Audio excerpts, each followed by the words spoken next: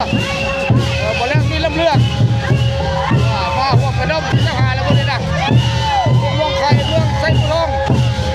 อันนี้ครับเป็นป้องกันบ้านเนาะเจาะป้องกันบ้านหรือว่ากองร้อนบ้านข้าวตะกี้เนาะตอนนี้ก็ยังเกิดกองร้อนบ้านอยู่บอกเป็นป้องกันบ้านตอนนี้เขาก็อยู่กองร้อนบ้านเนาะ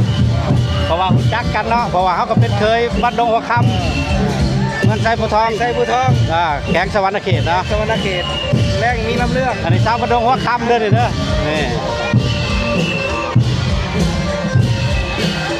ติดตามทั้งช่องมนต์บรรณาแล้วก็มนต์คนเราหนาดมันอยู่เราหนาดผู้ใดนี่เกิดอยู่เราหนาดเมืองไทยเนาะรุ่นเมืองไทยเนาะเอาพี่น้องเปิดคลิปมาเขามาพบมาพ่อกับช่องมนต์บรรณาคือเก่าพี่น้องตอนนี้ก็เปิดคลิปอยู่ที่บ้านม่วงไข่ไซผู้ทองเนาะมาเที่ยวงานบุญเนาะกลางเว้นเพิ่นก็สิมี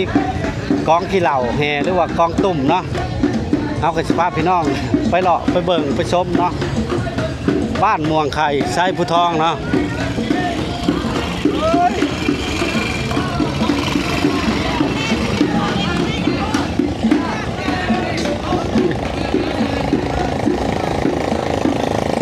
บรรยากาศอยู่ที่บ้านม่วงไข่ไซผู้ทองนะ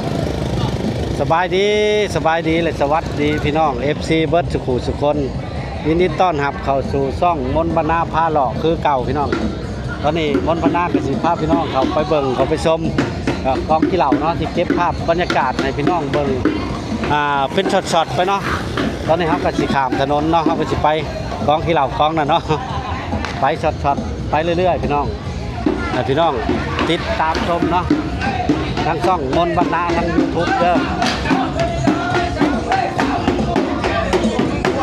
อันนี้ก็เป็นบรรยากาศกองขี้เหล่าเนาะเพราะว่าผู้ใดเห็นจากท้ายกันเด้อพี่น้องเด้อนี่ตัวเด่นมองไก่เนาะ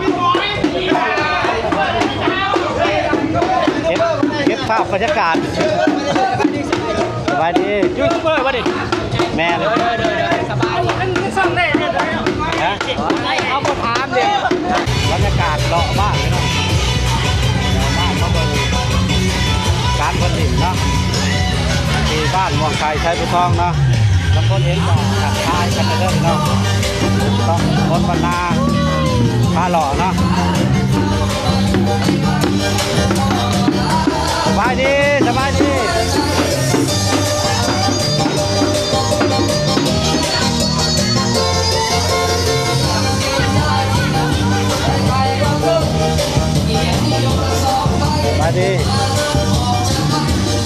มาเก็บภาพบรรยากาศเนาะ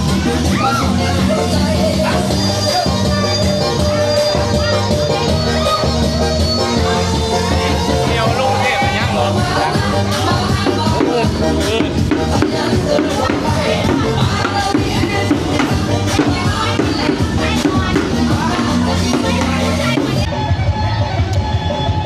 อันนี้เป็นโรงเรียนประถมม่วงไข่หลายพันคนพี่น้องเพราะว่าคุ้มนี่ก็เป็นบ้านใต้เนาะคุ้มนี่เป็นบ้านใต้คุ้มนี่เป็นบ้านเหนือเนาะเอามาลองเบิ่งบรรยากาศนำกัน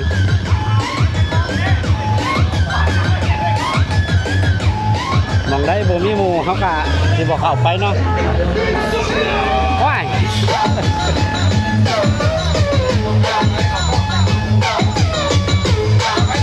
สบายดีว่าทุกคนต้องมนคนเราหนาดคนเราหนาด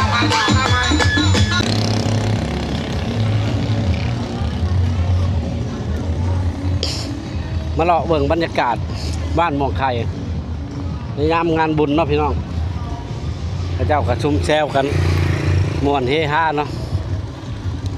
โอ้เขาก็สิบ่ได้หลอกไปไกลเนาะเขาสิเบิ่งแต่พาเบิ่งแต่ถนนลักๆเนาะหรือว่าบอนลักๆเนาะโอ้ชาวไผ่กลเขาก็สิข้ามไปแล้วเขาก็สิเข้าไปพูนทางวัดฮะถ่ายบรรยากาศก่อนบ่ได้ไปใช้บ่เจ้า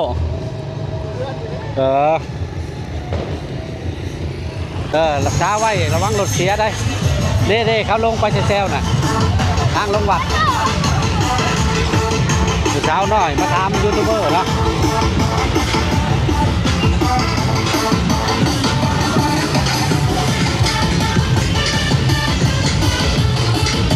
ทำยูทูบเบอร์ทางลงวัดเนาะเพราะว่างานบุญงานวัดต้นกระสีลายเนาะหมดไปแล้ว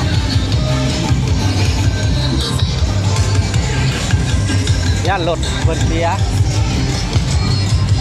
เป็นงานบุญงานประเพณีรถเสียได้พี่น้องเลยทางสปปลาวเนาะเสียก็เสียรถโมไซค์เลยแหละรถอื่นก็บ่เสียโมไซค์ที่เขาจอดไว้เนาะจอดไว้แล้วเขากินเหล้ากินเบียร์ม่วนซื่นเลยทีเนาะ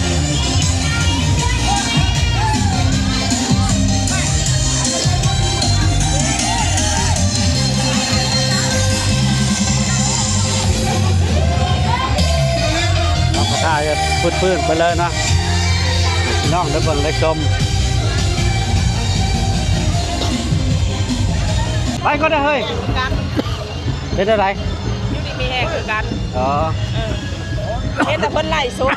บ่เห็นไปเปลี่ยนสีเลยไม่กูคือเปลี่ยนสีวะเฮ้ยเป็นกองร้อนบ้านเลยเนาะเห็นน้ำบ้านน้ำเมืองเขาขักกะลีเห็นมันมัดทุกอย่างกูมันเราน่ะไปกองกันนั่นแหละไปกองเหล่าเลยโต๊ะไปกองตุ้มเลยโต๊ะดิเด้งมันโต๊ะที่ไปรักษาบังไพ่บ่เขาลูกเจ้าปู่บ่ให้เพิ่นไปบ่ให้ไปไกลบ่ให้ไปไกลรักษาเพิ่นอยู่นี้เขามันอยู่คุ้มใจกับเนื้อเขาบ่ได้ปกติ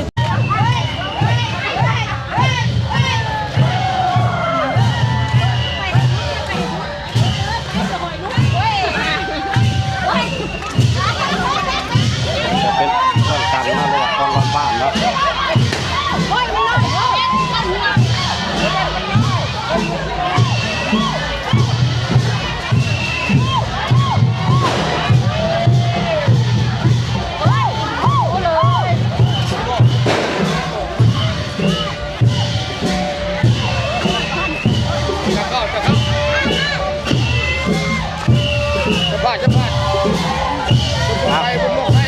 ว่าเลยบ่เรื่องมีลำเลือกมาหัวกระดมเจ้าหาแล้วบ่ได้นะเมืองไข่เมืองไส้ทองอันนี้ก็เป็นป้องกันบ้านเนาะป้องกันบ้านหรือว่ากองร้อนบ้านข้าวตะกี้เนาะตอนนี้ก็ยังเกิดกองร้อนบ้านอยู่บ่เป็นป้องกันบ้านเนาะหรือว่ากองร้อนบ้านเชี่ยวใครได้นี่เชี่ยวใครได้นี่เชี่ยวใครเนี่ยเอ้าเฮ็ดขายมาต้มมือขายนะเพื่อจะจบงานเนี่ยย่านคนอดเนาะเนาะ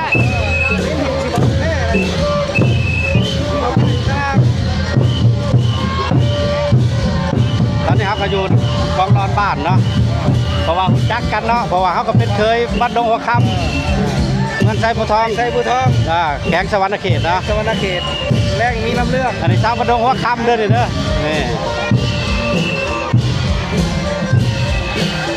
ติดตามทั้งช่องมนต์บรรณาแล้วก็มนต์คนเรานาดมันอยู่เรานาดผู้ใดนี่เกิดอยู่เรานาดเมืองไทยเนาะมนต์เมืองไทยเนาะ